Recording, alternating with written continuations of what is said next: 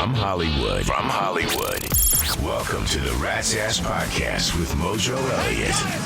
Oh, it is smoking hot in Hollywood. The feel like today is going to be like around 177, I believe. And of course, I do embellish sometimes. Hey, have you heard all hell has broken loose in America? I'd say you better strap yourself in because the ride today could be one jam-packed action adventure. So hopefully you've dropped the kids off at the pool. Here's what's on tap on the Wrap. The bunny ditches Hollywood. Uncle Cracker gets the axe and some honky mofos are pissed. Donald Trump turned blue last night. We'll tell you why. And what would you call the first city on Mars? We're going to kick that around. And new rumors about Howard Stern's retirement have surfaced. I've got the inside track, so stand by for news. Another round of head trauma is on the way. Today, you're going to be taking the screen test, plus our usual lunacy and loose behavior, including the Friday Mo-Fucking Funny. That's what's up today on the Rat's Ass Podcast for Friday, August 22nd. Thanks for being here and helping us bring on another weekend. We got this weekend. Next weekend is Labor Day weekend. And we're going to have some fun next weekend, too. I do apologize for the sound of the fan in the background. It might make me sound a little hollow today, but hey, that's the price you got to pay for high-quality entertainment here on the Rat's Ass Podcast. But no, next Friday, it'll be a year I've been doing this. So join us if you can for our one-year anniversary special. Who knows, you might grow hair in places you never thought possible. On Rat's Ass Rock TV, our Best Of series continues with Van Halen. Let me do that right. Van Halen. Featuring the band's top 12 videos as voted on by Van Halen fans. Now, the series runs Friday through Thursday now, thanks to your suggestions. We listen on the Rat's Ass Podcast. Not all the time, but sometimes we do. But you can connect on our hub for everything at ratsasspodcast.com. Now, this morning, news broke that former U.S. Secretary Advisor John Bolton's home and office was raided by the FBI, and I chuckle because I get this visual in my head that anybody associated with Obama, Clinton, and Biden is scrambling to shred documents and destroy zip drives. They're just hoping the shredder doesn't jam before the FBI arrives. All right, let's get into the wrap here. Playboy magazine was founded in 1953 by Hugh Hefner in Chicago. And as you know, it became a tremendous success story because men love to read the articles. Now, in 1971, Hef bought a mansion here in Los Angeles and turned it into the world-famous Playboy Mansion, which also became a very big success story because for some reason, beautiful women in bathing suits went together with nudie magazines. Who would have thunk it? As you know, it was so successful, Hefner rarely came out of his PJs. Now, the Playboy Mansion was basically the world's longest ongoing party of all time. It went on nonstop for decades. Huge Hollywood success story. I mean, you thought of Hollywood and the Playboy Bunny. They just went together, almost like Anaheim and Disneyland. That was the stamp. Now, I got to go once for a Duran Duran release party. Yeah, I know, Duran Duran. Hey, any excuse to get into the mansion gang. But I will say what happened at the house, at Hef's house, we'll stay at Hef's house, but it was one hell of a good time. But it was 29,000 square feet, a tacky tribute to white trash. That's how I'll explain it to you on the inside. It really was. But it was announced this week that Playboy is leaving Hollywood, Los Angeles, its home, since 1971 to relocate to Miami Beach, Florida. Another business from slumlord Governor Gavin Newsom's reign of terror on California is leaving the state. A few months ago, it was In-N-Out Burger announcing they're leaving for Nashville, Tennessee, another staple here in Southern California. The business was started here, for crying out loud. That was very disturbing to me. But Playboy leaving for Miami just pisses me off. Because these are legacy brands we're talking about here. I mean, what's next? Disneyland? Are the Dodgers going to move? The Lakers? Newsom doesn't seem to give a rat's ass if any business leaves Southern California. He does nothing to try and keep them. Most movie companies have moved out. They shoot in frickin' Vancouver or other parts of Canada now. He doesn't care. Doesn't give a rat's ass about any of this stuff. You know, he won't even let businesses who want to come to California come to California. Won't cut them a deal. Bed Bath & Beyond is rebuilding its franchise. They will not do business in Southern California or Northern California. Hell, the whole state, due to the taxes, regulations, and restrictions. We'll just have to buy stuff online. So it's Miami Beach is where the Playboy Mansion will end up. I guess that's where all the action is these days, and why not? I mean, it's a Republican state in Florida, business-friendly. California's anti-fucking everything, thanks to Gavin goddamn Newsom anyway. So, c'est la vie to the Playboy Mansion and Playboy. You know, California was founded in 1850. That's 175 years ago. And Newsom has caused more chaos in 7 years than any other governor. In fact, I'm going to go back and say he's caused more frickin' chaos here than the other governors combined for 168 years. He's the biggest word on the ass of the world. And if anyone's father should have pulled out, it was Gavin Newsom's daddy. Okay. I digress. Thanks for letting me get that off my chest. I just hate to see legacy brands leaving California. That's jobs, that's taxes, and for those of us who stay here, it's just more of a burden on us. That's it. So hopefully you can feel my pain just a little bit. You know, I've only been to a Cracker Barrel once in Missoula, Montana, and it was good, not exceptionally good. It was just good. Because I never went back after that one time. I like the Montana Club better. And for those of you who eat at the Montana Club that listen to the podcast, you know what I'm talking about.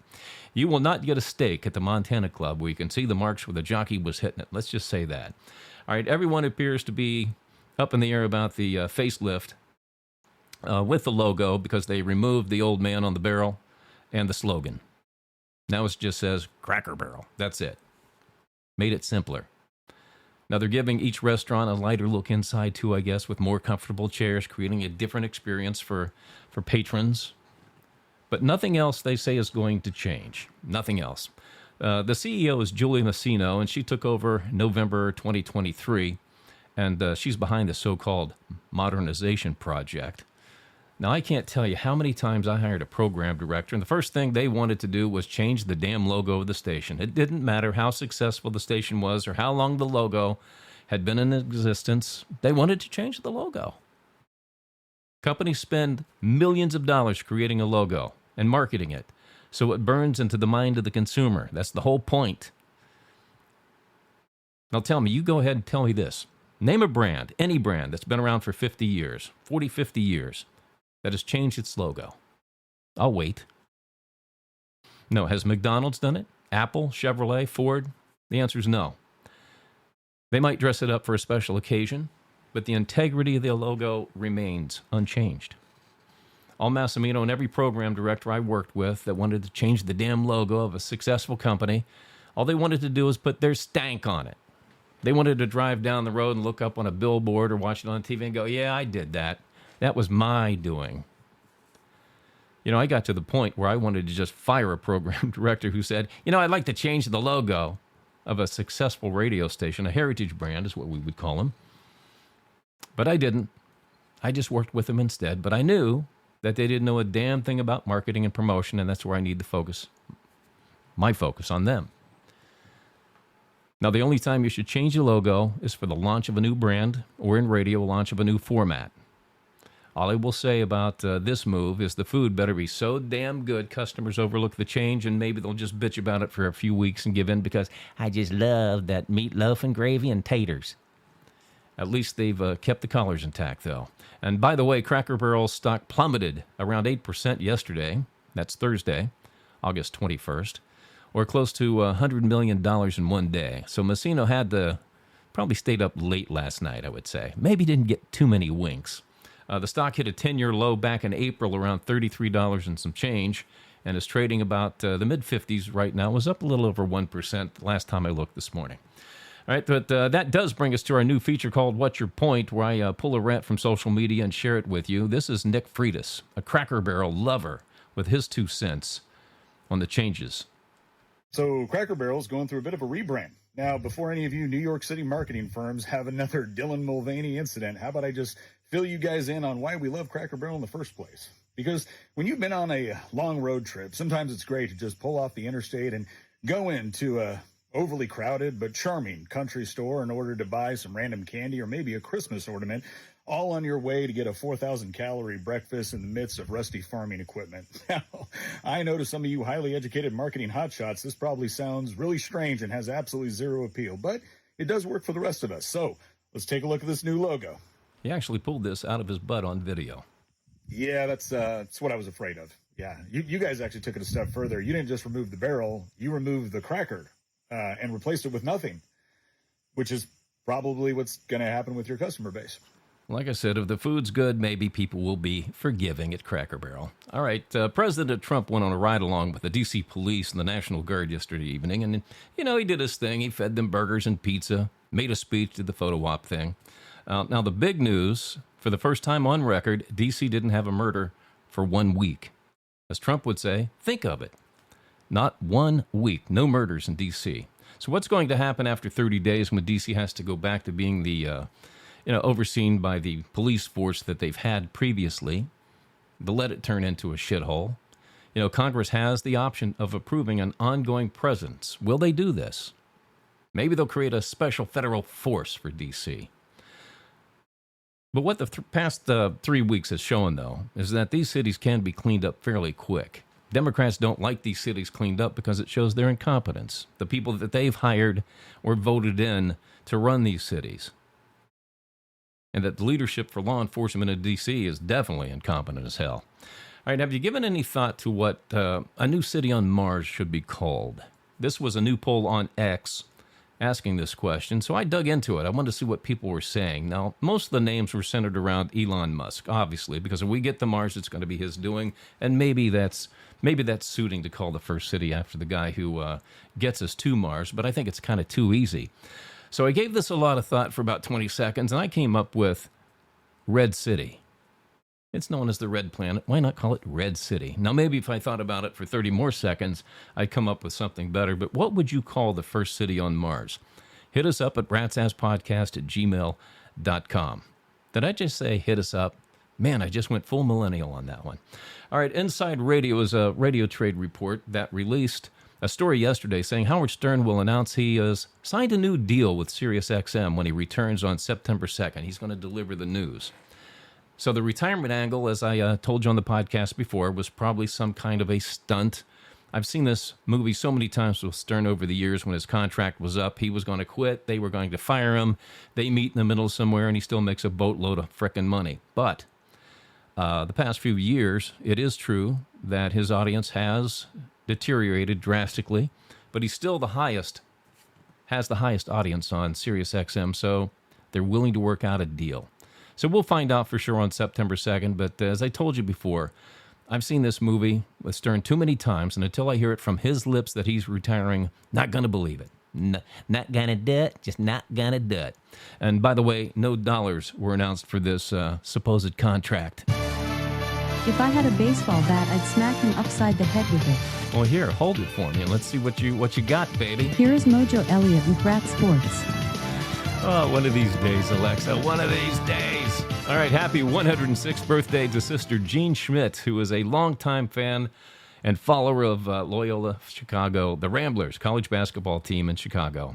May she stick around for 106 more. Wow, 106. Can you imagine? Chicago Bulls announced they will retire Derrick Rose's number 1 jersey on January 24th. Rose heard the news, and he was said to be feeling very thorny about the announcement. Oh, come on, man. I had to do it. That was low-hanging fruit for me. All right, according to NFL Hall of Famer Eric Dickerson, the NFL told teams not to draft Shedeur Sanders because they wanted to make an example out of him. You know, a little showboat. We didn't want showboat in the NFL trying to take up time for everybody else. So I kind of think the NFL now is gotten so big. I think they're walking on thin ice here with a story like this, and they continue on with this woke social justice stuff in the end zone too this season. So I'm asking, is the NFL getting too big for its britches and doesn't need a fan revolt to get them back in line? Starting to feel that way, that they're telling us how to be a fan as opposed to letting us be a fan. The final weekend for football is here. Pro football, the preseason. If you play fantasy football, hang on a second. Had something surface from the bottom. Had to get rid of it. You didn't need to hear that. But if you play fantasy football, this is going to be your last chance before you draft and maybe find that diamond in the rough. And if you find one, send it my way. All right, let's look at the Rats Ask Sports chat box. Werby Abernathy from Daytona Beach, Florida said, I read your piece on your blog about Major League Baseball realignment. Why would you put the Phillies in the American League East? Well, the truth is to make you talk. What the hell? No, seriously, think about it. You got the Yankees, you got the Red Sox, and the Phillies. How would that be as a division? And I actually did it this way, to be perfectly straight with you. The way I thought about it was you got the Pirates in the National League. Let's put the Phillies in the American League. It's like Houston and Texas in the American League. 2 Texas teams in the American League. I split those up, too, if you looked at the alignment. Yeah, so take a look at it again. You'll see what I did there. You can check it out if you want, ratsasspodcast.com. I'm damn proud of it, too, by the way. And that's sports for you today on The Wrap. Rat's Ass Podcast. Head trauma. All right, today we are whipping out the screen test for you, which is nothing more than a little movie and TV trivia question, so listen up. I'm going to give you the names of 3 actors, and you have to tell me what movie they starred in. All right, the actors are Bruce Willis, Billy Bob Thornton, and Steve Buscemi. Bruce Willis, Billy Bob Thornton, and Steve Buscemi. All right, take a while, think about it. I'll have the answer for you coming up on the podcast. It's time for some loose behavior on the Rat's Ass Podcast. And here comes the Friday Mo Fuggin' Funny for you. Today I've got a riser. Hey, don't get the wrong idea. This is an up-and-coming comic. His name is Ralph Barossa. I lived with a girl once, and I remember her mom's room was right next to her room. The only time we could have sex was if I camouflaged the sweet sounds of love with my snoring.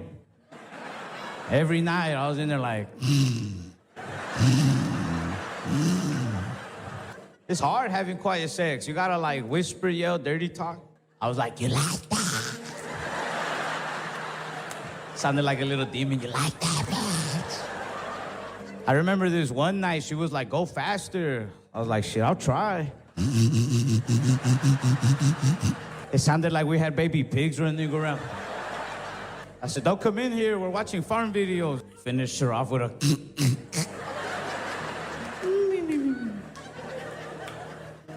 The next morning, her mom was like, hey, you slept good last night. Hey, heads up. Here comes your celebrity cheese. You remember rapper Lil Nas X, right? He won a Grammy and had the persona of a gay cowboy, had a couple of hits called Old Town Road, Industry Baby with Jack Harlow back in 2021. Yeah, that guy. Okay, now that we're all caught up, he was arrested at an L.A. hotel for wearing nothing but white underwear and white cowboy boots through a hotel lobby. Now, the showstopper was he was wearing a traffic cone on his head.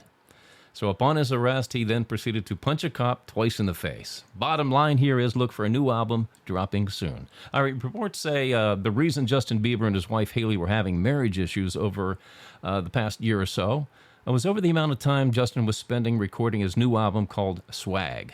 In other words, Hailey was pissed because diaper duty fell 100% on her shoulders. And I imagine getting a constant whiff of diaper aroma would make any woman turn evil. Blake Lively has landed a role in a new rom-com called The Survival List.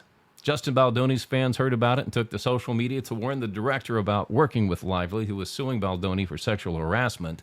But I looked it up in IMDb.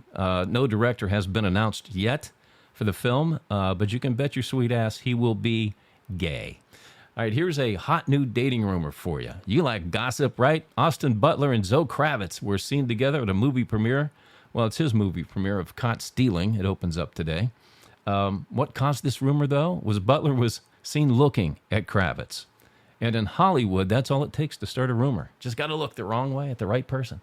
In case you missed it, Britney Spears celebrated being single for 6 months with a very sexy new dance video in front of a fireplace wearing a very scanty little outfit. You can check it out on Instagram. And by the way, Brit has now been single officially for 184 days. Who gives a rat's ass?